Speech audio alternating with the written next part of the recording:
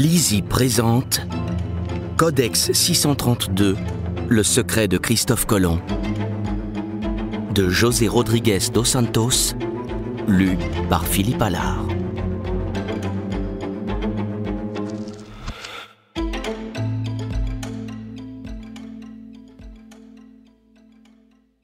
À Florbella, Catarina et Ignesh, les trois femmes de ma vie. Christophe Colomb n'a découvert aucune île ni récif aussi solitaire que lui-même. Ralph Waldo Emerson. Note de l'auteur. Tous les livres, manuscrits et documents mentionnés dans ce roman existent réellement, y compris le Codex 632.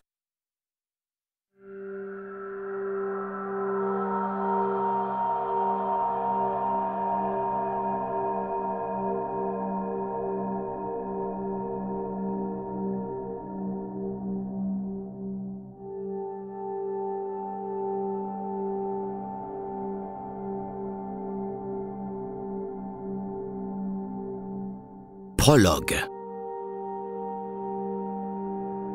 Rio de Janeiro.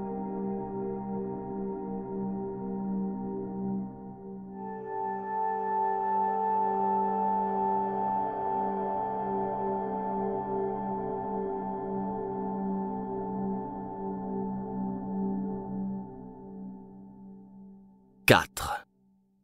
Le vieil historien ne pouvait pas savoir qu'il ne lui restait que 4 minutes à vivre.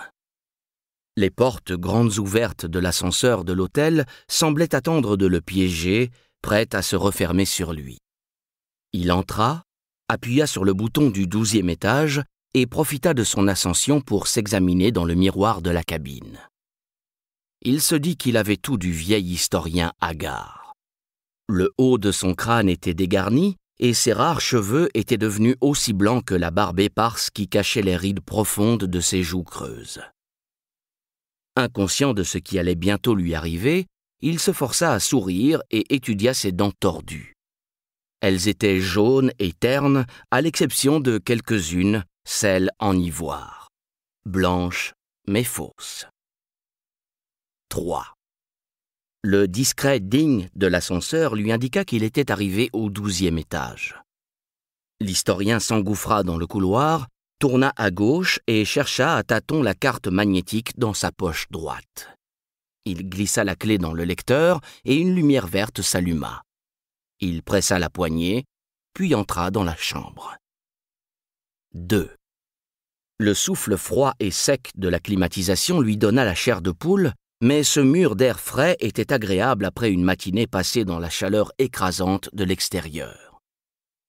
Il prit un jus de fruits dans le minibar installé dans un coin de la chambre et se dirigea vers la grande fenêtre. Avec un soupir, il admira la vue des buildings qui formaient la ligne d'horizon de Rio. Face à lui se dressait un petit bâtiment blanc de 5 étages, au sommet duquel l'eau turquoise d'une piscine miroitait sous le soleil offensif de ce début d'après-midi. Les collines qui encerclaient la ville formaient une barrière naturelle entre le gris du béton urbain et le vert luxuriant de la jungle environnante. Au sommet du Corcovado, la plus haute montagne de la cité, se dressait le Christ rédempteur, une mince silhouette couleur ivoire, fragile et minuscule, embrassant la ville depuis les cieux, en équilibre au-dessus de l'abysse. Un duvet de nuages blancs s'était accroché à la poutre horizontale du célèbre crucifix. L'historien repensa aux derniers mois de sa vie et aux secrets qu'il avait exhumés, une découverte capitale, sans doute la plus importante de sa carrière. Il réfléchit à la prochaine étape. Ce qu'il ferait de toutes les informations qu'il avait amassées serait décisif, absolument décisif. Il devait se montrer prudent. 1. Le vieil homme porta la bouteille à sa bouche. Le jus coula dans sa gorge, frais et sucré. La mangue était son fruit préféré, le sucre en faisait ressortir la douce acidité. Les bars de Rio extrayaient le jus à partir de fruits frais qu'ils épluchaient sur place pour qu'ils conservent leurs fibres et leurs vitamines.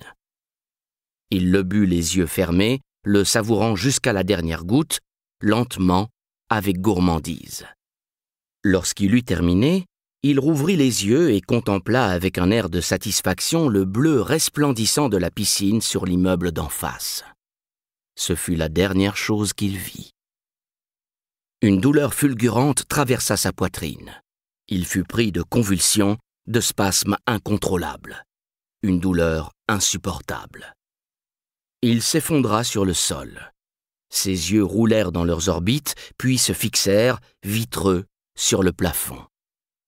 Étendu sur le sol, les bras et les jambes écartés, son corps fut secoué d'une dernière contraction. Ses paupières ne se refermeraient jamais. Et sa découverte serait une nouvelle fois étouffée par le silence. Nous espérons que vous avez apprécié cet aperçu. Pour continuer à écouter ce livre audio sur Google Play Livres, utilisez le lien dans la description de la vidéo.